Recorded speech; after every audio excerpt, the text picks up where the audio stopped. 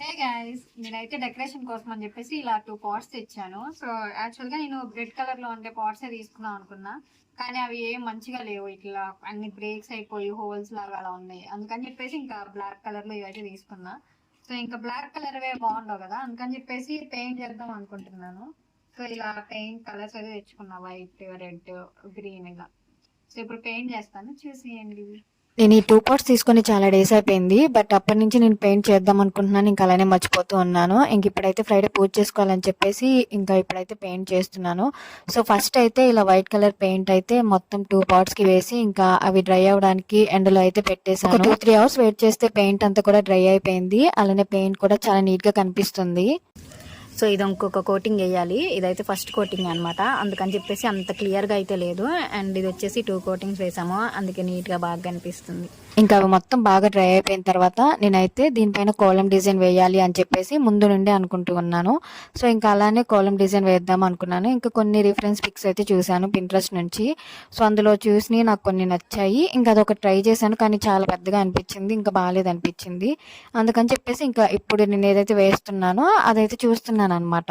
అసలు ఎంతసేపు ట్రై చేశానంటే ఆ చిన్న ముగ్గుని ఒక 10 టైమ్స్ వరకు వేసుంటాను.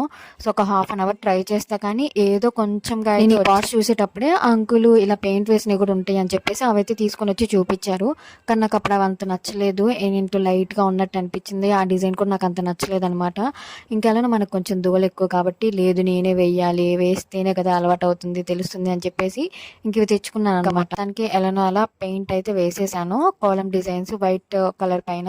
సో చూడడానికి కూడా చాలా నీట్గా బాగుంది అనిపించింది. ఇంకా నెక్స్ట్ వచ్చేసి పైన అంతా ప్లెయిన్గా ఉండకుండా మళ్ళీ గ్రీన్ కలర్ పెయింట్ అయితే వేసాను. అండ్ కింద బాటంలో కూడా అంత గ్రీన్ కలర్ వేసాను. సో ఫైనల్గా అయితే ఇలా ఉందన్నమాట. సో ఫైనల్గా అయితే నేను పాట్స్కి ఇలా పెయింట్ అయితే వేసాను. అంత నీట్గా అయితే రాలేదు, జస్ట్ ఏదో వచ్చినట్టు వేసాను. ఎందుకంటే నాకు అసలు మెలికల్ ముగ్గు వేయడం రాదు, నార్మల్ ముగ్గు వేయడం రాదు. ఇంకా అందులో మెలికల్ ముగ్గు అంటే చాలా కష్టము. సో ప్రాక్టీస్ చేసి చేసి ఫైనల్గా అయితే ఇలా కొంచెం వేసాను అనమాట. అండ్ మొత్తం అయితే ఇలా రెడ్, గ్రీన్, వైట్ పెయింట్ వేసాను. సో చుట్టూరు ఇలా ముగ్గు అయితే వేసాను, మెలికల్ ముగ్గు. అండ్ ఇక్కడైతే ప్లెయిన్గానే ఉంచేసాను. ఇక్కడ ఏదో వేద్దాం అనుకున్నాను, అది ఏదో అయిపోయింది.